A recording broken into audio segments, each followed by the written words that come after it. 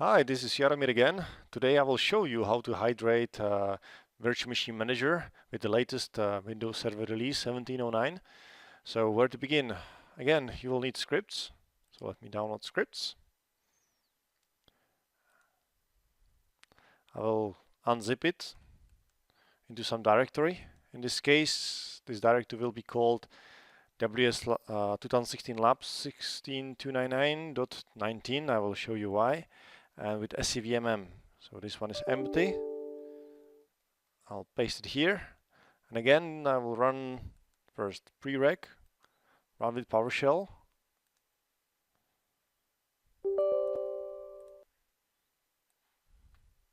So the script is running, creating folders. So we will modify the lab config now. There will be the only one change, or a little bit more changes. What we will do, because we are using 1709, we will use 1709 lab config. So let me go there, copy everything. I prefer row. Let me copy, paste. But what I will do is, I will tell here that I would like to install SCVMM. Install SCVMM. You can type it anywhere, right? So, but into the lab config. And it will be yes in this case. You can see this example in the default lab config. So if I'll save this one and just go to the lab config again, just to show you where it is. So let me show you the default one. There is somewhere install SCVMM. It can be yes, or just prereqs, or just SQL, or just ADK, or even no. And by default is no, right? All these parameters you will find here in the lab config help. So this is everything you can specify in the lab config itself. In this case, we just added install SCVMM equals yes, right? It's here. To validate if you wrote it correctly, you can just run PowerShell. So let me just open up the PowerShell and just type this lab config. Everything is good, and you should see the variable called lab config. See the values inside. So there is install SCVMM and it's yes. Okay, this is fine. Let me close it. So what next you will need? Because I already hydrated 16299 by following the how-to, and the how-to is basically always the same. It's basically you need 1709 bits for from Eval Center. I'm not sure if it's there, but I recently published that you can grab it directly from the Microsoft. If you will go to the Lability lab config, or there's in Lability, there's another project for hydrating the labs. It can do everything for you, and it's downloading its bits from the directly from the web. So if you will not find in Eval Center Windows Server 1709, not sure if it's there. You can just go there into the Lability, and I think it was somewhere in the config. I think is media JSON, and this JSON file there are paths for each ISO files. But the thing is, the speed is around 300, 400 kilobytes per second, which is not really fast. Anyway, so I already hydrated 1709. I have it in this folder. So what I can do now, I can copy parent disks, because I don't want to create parent disk once again. It takes a lot of time. And the scripts are smart enough that if there are some parent disks that are specified to be created, it will skip creation. It will detect and reuse these parent disks further. So I'll probably not need every parent disk. I'll just skip the tools. I don't need it. I need to be created from scratch. So I'll go to tools. In the tools VHD, there are pre-created folders. There is folder for SCVMM. Maybe you wondered why the heck is there a SCVMM folder. So what you can do, you can copy here ADK, SCVMM, SQL, and update rollup for the SCVMM if there is any. In the case of 1709, I don't think there is any released yet. And then the script, because I said that I would like to install SCVMM, it will run these scripts for you. But these are just an examples. You can anytime open it and take a look how I install SQL Server, how I install ADK, and how I install SCVMM. Okay, so if I open a ADK, it will tell you, hey, copy ADK with ADK setup here. Okay, so you would have to go and download ADK. So just Bing ADK download,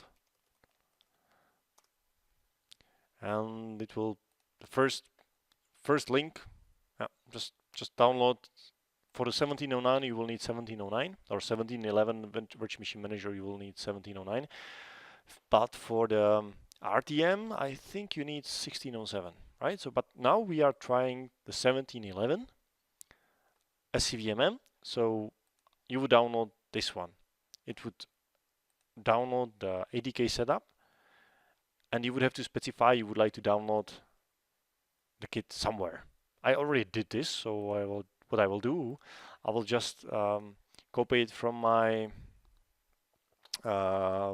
build packages. So I already have here build packages for SCVMM. So I have ADK here. So basically you need this, which will be basically downloaded by this ADK setup, and put it into the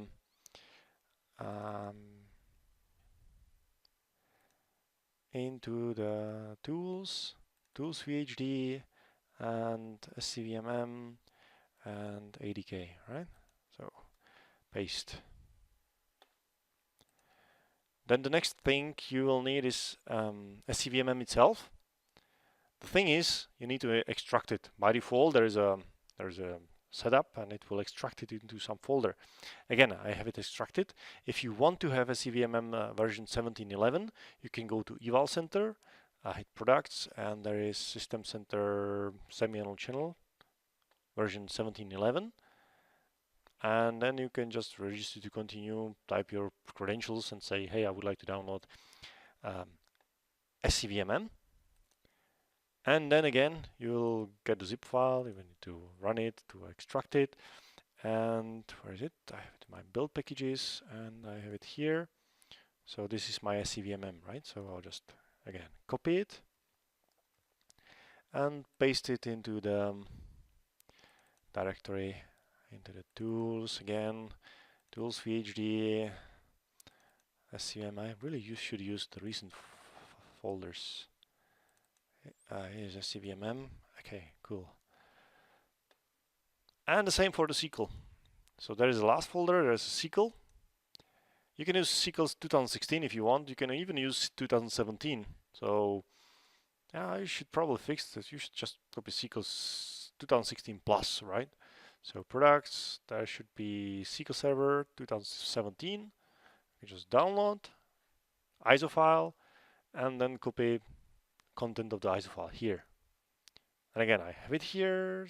I have it extracted. Looks like this. Again, copy. Bank. Right by here, right? SQL. Paste.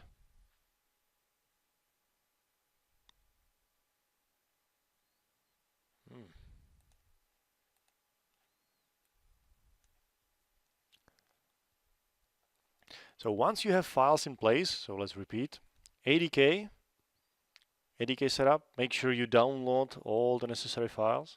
Actually, not all are really needed, but actually the setup will download all the files. Then SCVMM, again extracted, there's a setup and everything. Then SQL, can be 2017. Update rollup, there is no update rollup, but if you deploy regular SCVMM RTM and you would like to specify update rollup, make sure that these are MSPs. The MSP is located in the cap file, so you will download the update rollup for SCVMM, open up the cap file, and inside the cap file there is a MSP, right? So there is written MSPs, just copy MSPs here. So the next one. Once you have files in place, when you have parent disk in place, you don't have to, right? If you don't specify it, you will be asked for the ISO files. and you will just provide ISO files, and it will continue, but it will take some time. So let me run create parent disks. Again, it will elevate. I'll check everything. And as you can see, it will skip creation of the parent disks. It will now create tools VHD. So basically, if the tools VHD is created from this folder. So everything you will put here, you can put your own tools. You don't have to keep it here. You can just delete everything if you don't like it, and put here your tools. And these tools then will be used for, and you can specify for every VM that you would like to mount these tools. So this is really useful if you like to have some tools always with you, so you don't have to copy it. I also use this tools drive so for VHDs. So if I need to build some VMs inside the cluster, like double nested, you can copy like Windows Server Core VHD here, and then set up a real VM, and you don't have to copy it over and over. You can just have it already in the virtual machines that will be provisioned. So as you can see now, we are creating DC already.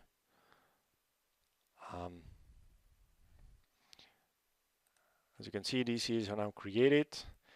It's servicing the VHDs, so it's copying their PowerShell DSC modules, and now it will wait.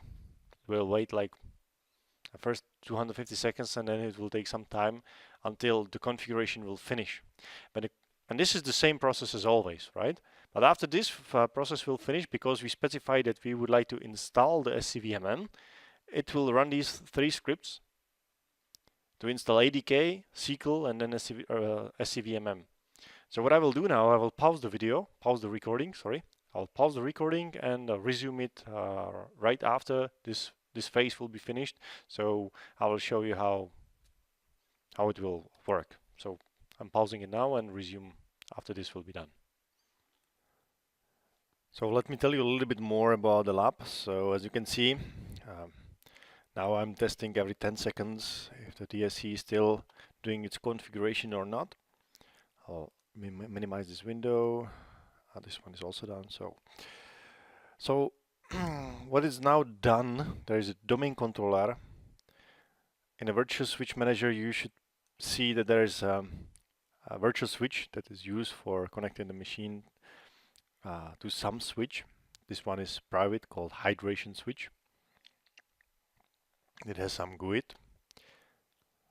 I don't know why I'm connecting it to the switch. Probably to have just a link up, right? Because you need to have a link that is inside to be up, and then configure it with proper IP address. And after that, after the hydration, this switch is removed.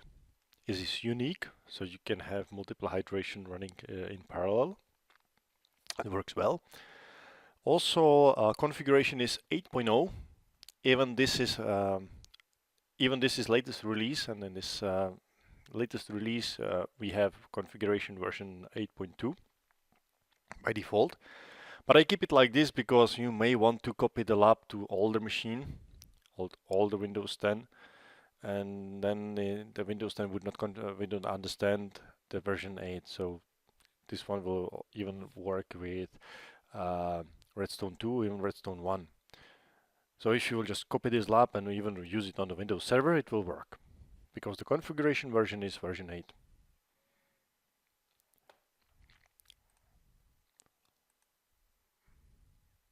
See, the configuration didn't configure IP address yet. Everything is still being configured, so I'll probably pause the video again, pause the video recording. I wanted to show you one more thing. There is a temp directory, and if you would like to see what unattended is being used, it's being generated here. So you can open it with a notepad and take a look. Actually, it will by default open with the Internet Explorer. So there is our computer name, registered owner, an organization, and there should be a local password, which is in plain text. Even if it not be in the plain text, it's just base 64. So it's very easy to remove there is also sun policy. So if you have tools VHD on the domain controller, because of this sun policy, it will be online. By default, it would be offline, because you don't know if the disk is shared or not on the server. So that's why the sun policy is 1 here. What you can also see here is that there is a config, and in the config there is dc.mov and dc.metamov. This is the configuration for DSC, how's it called? DSC client. Yeah, DSC client. So it just says that it should restart and enforce everything. So reboot if needed, and continue configuration after the reboot. Right, so it's local configuration manager config. It was generated by me on my machine. And then there's also dc.mov, and this one will define that I would like to install, or I would like to have installed a domain controller and DHCP, what users I would like to have, and so on. Note that there are plain text passwords, so this is not a security best practice, of course. If this would be security best practice, then you would have to sign it with a private key, and then send the public key into the machine you want to configure, I guess. So these are SQL agent accounts and everything. So this is simple JSON. So this is basically what the function-like piece of code will generate for you. You will just copy it into the pending mov directory, just turn on the machine, and the local configuration manager will make sure that whatever you configured here will be applied to the server. So what I'm doing now, I'm just querying if the configuration is done or not. As you can see, the machine is busy, it's doing something. So hopefully, almost never happened to me that it didn't proceed. For example, there is a bug, I think in here, even in the 16.299, there is a bug that if you configure pull server on the DC, it will not succeed here. So I think I have it in the lab config. No, I have it in the lab config somewhere, that pull server should be skipped, right? See, pull server in DC is false. I had to add this because in technical previews or insider preview it didn't work, and it's probably still not fixed, I'm not sure. But if you would configure pull server on the DC, it would fail here. Therefore, yeah, it's false.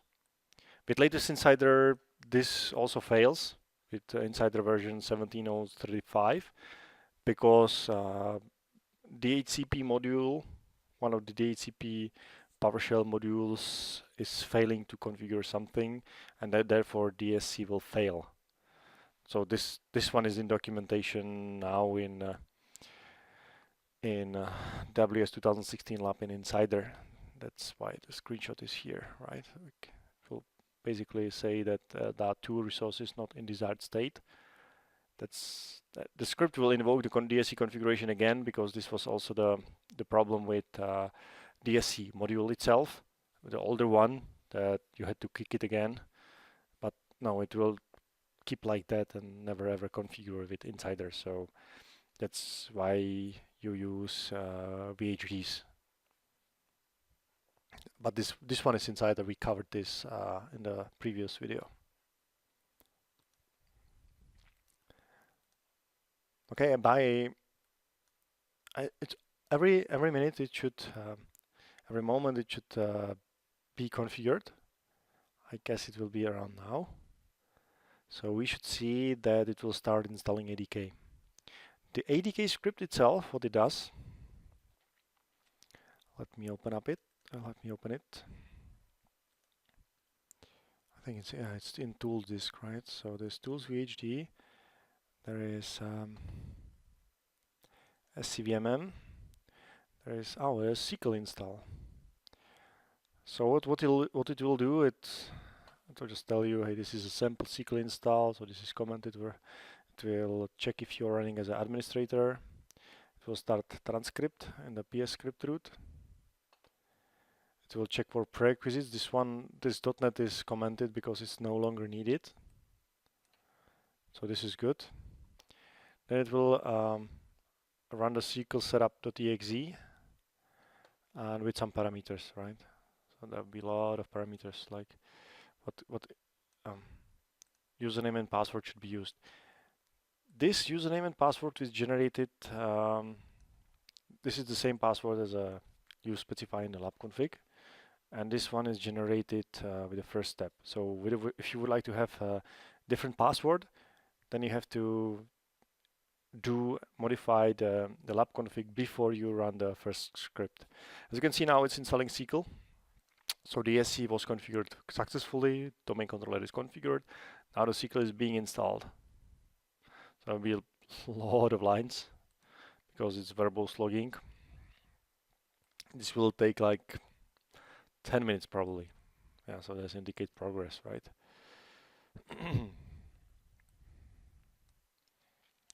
After that, it will just say, hey, job done. Sleep for 5 seconds, and then it will run the second script. I'll pause the recording again, because it would be 10 minutes looking into the PowerShell script. And then I will resume, and we will continue when the ADK will be kicked. So that was a lot of useless text. So now it's job done. Now ADK is being installed. The way I do install ADK is that it will run the setup, and it will then, I guess, it will, where is it? Open file, installing ADK, start process wait. So it will start the process and it will wait for the finish. So it will start process with path to the setup file with these arguments. This will just install several features that are needed for Virtual Machine Manager. After that, it should write that how much time did it take to install the ADK. I guess it will be around 5 minutes. So I will again pause the recording, and after this will be finished, I will resume. So it was even faster. It took 2 minutes. So ADK was installed. Now the next step will be to install SCVMM itself. However, the reboot was indicated.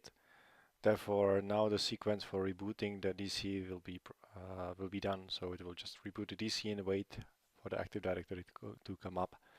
What it will also do, if the SQL will be not running, it will also force the SQL to run because there is just 2 gigabytes of memories. And the SQL might be sensitive to this. Even the Virtual Machine Manager is a bit sensitive for the low memory status, so it sometimes refuses to start. Maybe you already noticed. But we want to keep this lab as small as possible so anyone can run it in his laptop. I will again pause the video.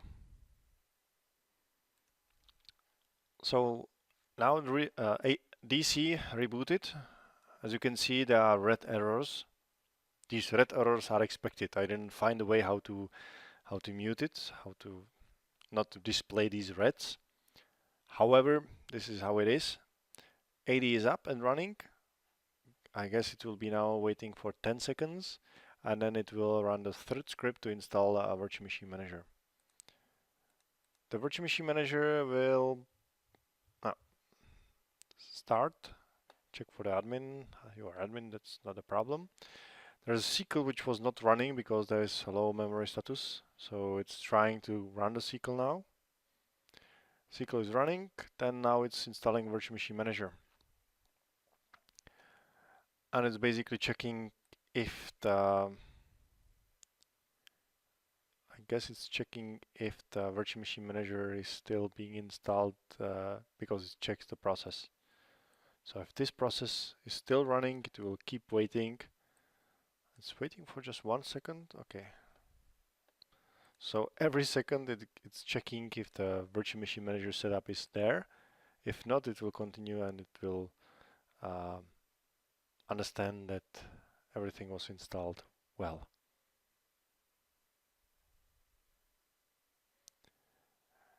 If there will be some update rollups, it will also install the update rollups. But we don't have any, so it should just install a virtual machine manager, and then after a virtual machine manager is installed, it can take like 10-20 minutes. Let's see. I'll again pause the video recording and I will resume when the virtual machine manager will be installed. So a CVMM was installed. As you can see, it took like 8 minutes, so it was not so long. Now it's doing backup of the DC, cleaning it up, and it will ask you if you would like to clean up other folders. So let me just show you again what you are being asked for. So DC was backed up the way that before deleting the DC from here, I copied or script did copy the virtual machines to another folder and then zipped it into the virtual machine zip. I mean, I think it was, I think the script does it the way that it backups this folder just by copy pasting or just copying it. Then it will clean up the DC, returns the files back, and these files get zipped into the zip file. So whenever you will clean up and deploy lab, the cleanup will apply the checkpoint, which will be created. Then delete the machine from here. It will effectively delete the virtual machine content. So these files will be deleted, but because you have zip file, it will be restored from the zip file. And now it will do the cleanup of the files because you no longer need the tools VHD and DSCs. So these are DSC modules. These are no longer needed, and also you do not need the prereq and create parent disks PS1. So yes, I would like to remove it. And it's done. So this is your lab now. So what we will do now is we will deploy the lab itself. So this is the third step, just to see what we will have. Default lab config specifies that you should have domain controller, as always. In this case, it will also connect the internet to the lab into the internet. So you might want to specify that you don't want to connect this lab into the internet. So it will ask you what network adapter you would like to use. Strange. I didn't commit it into the production, but it should skip these virtual Ethernet adapters.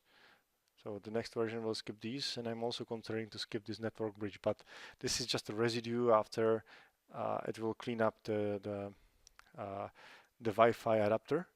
For some reason it's not being cleaned up correctly. So I also need to figure it how. But again, this works the way that if the internet connectivity is requested, where there is internet equals true, you may want to remove this if you don't want to have internet in your lab. Then you are asked what physical connection you would like to use for internet connectivity. In theory, this should not pop up at all, because you usually are connected with just only one network adapter, like a LAN or Wi-Fi. But in this case, I'm connected with Wi-Fi, and I have network bridge from the last deployment. And also there is a virtual Ethernet, which is now in Redstone 3. There is a default switch.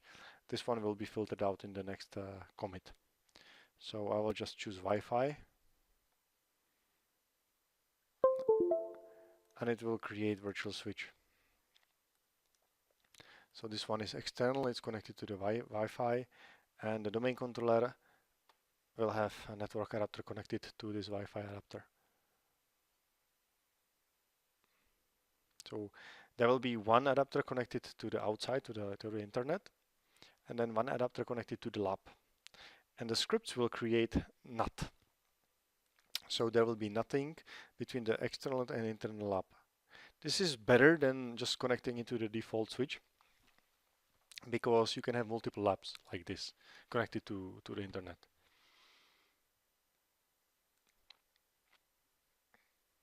This is the adapter connected to the external IP address.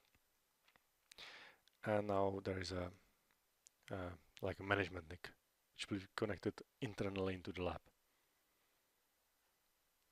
Now it will proceed with the hydration of the lab. I will again pause the video recording and will come back after after this will be finished, and I will also start the VMs itself, the VMs that will be created. So I will just show you how it will look like when you run a virtual machine manager, and how to run virtual machine manager, and how to correctly connect to the virtual machine manager itself. So script finished. As you can see, NAT was configured. It installed routing and remote access on a DC, restarted DC, and I think it also configured DNS. So you have DNS servers that are the same on the host. So in case you are working for the company and you are using internal DNS servers, these are copied into the domain controller. So management machine is started, so I'll just connect to it. I'll log in. As you can see, internet is present. So icon is showing that the internet is connected. Log in with the ls1 setup exclamation mark.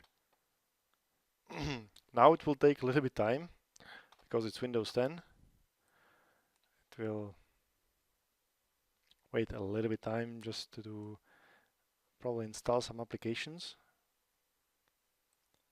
But I guess we changed this a little bit, so it should be faster now. Because I think we install applications on the first start of the application, not every application, not all applications for every user who logs in, but I'm not sure now.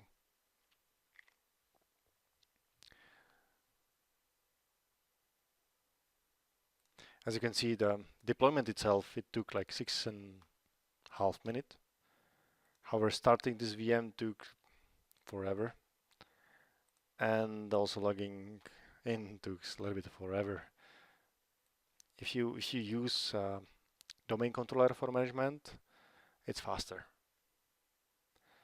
And if you use nano servers for labs, which are still really valid for the labs, then the start is 7 seconds, so there's a huge difference.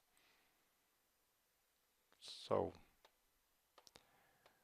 we want everything to be ready for me. So it looks like it's installing updates because it's connected to internet, and there was one update. So yeah, I guess I will probably pause. Oh, now it's starting. Great. Great. So as you can see, enhanced session mode is not available. Unfortunately, for Windows 10, you have to log off and log in. Or I showed you log off and log on last time, right? So what you can also do is to run GP update force. And for some reason, with GP updates, it also kicks in. So there are 3 ways. One is log off and log on, one is GP update, and one is configuring RDP. So yeah, GP update is also the way. So ls1 setup exclamation mark. So okay, I should run PowerShell, so PowerShell is a bit better. I'm a little bit more used to it. And yeah, we will need it in a little while. So to use Virtual Machine Manager, you need to have console. So because we copied everything to tools disk, we should have our Virtual Machine Manager here. If you run setup and hit install, you should be able to choose that you would like to install console only. As you can see, it's version 17.11.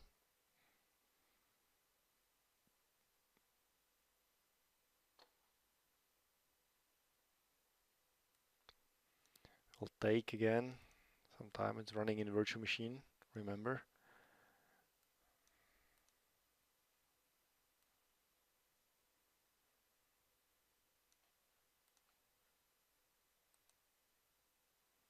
Come on.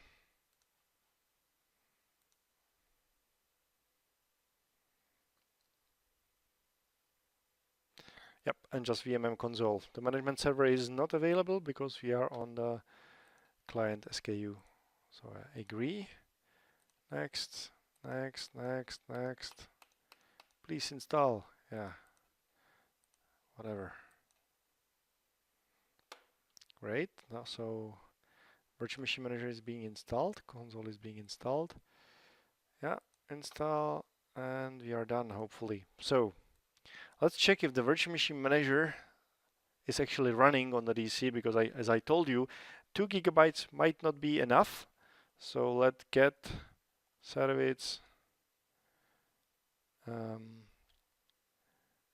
maybe SQL first on sim session or computer name, right? Computer name DC. So SQL server is not running. So we should start SQL server.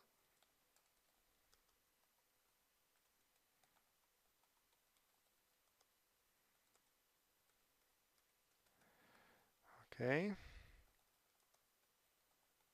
Invoke command, computer name, script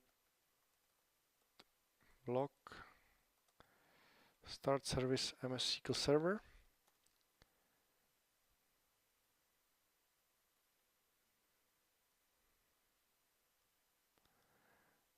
And the next we should start, should be a service called Virtual Machine Manager or VMM. Agent is running, but service is not. So let's start service also. Oh, like this, right? So right click, delete, right click, and start service, SCVMM service. So this is just because there is just 2 gigabytes of RAM. So we will connect to DC.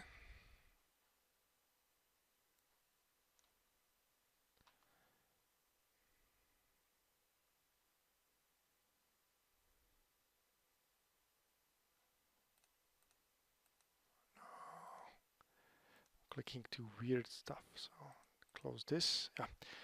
VMM is started. So now connecting to DC should work. Should, right? I guess it will work.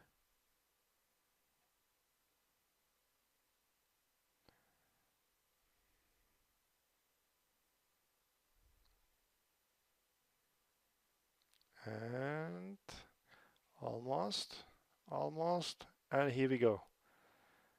So this is freshly installed Virtual Machine Manager. Oh, just up. I did expand it to the full screen. Let me just expand it like this.